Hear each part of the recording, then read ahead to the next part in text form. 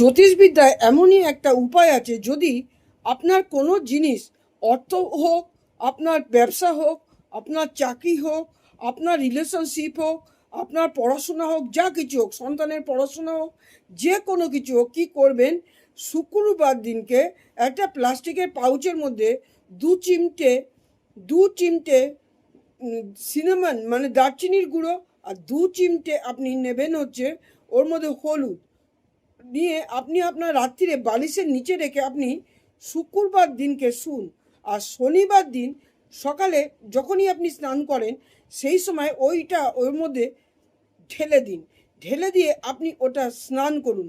এটা আপনি শুক্রবার করে আপনি 7টা শুক্রবার করুন। দেখুন আপনি যে জিনিসগুলো চাইছেন যদি সত্যি মন নিয়ে করতে পারেন, অত্যন্ত সাধারণ কার্যের মাধ্যমে আপনি অতি অসাধারণ ফল অবশ্যই পাবেন।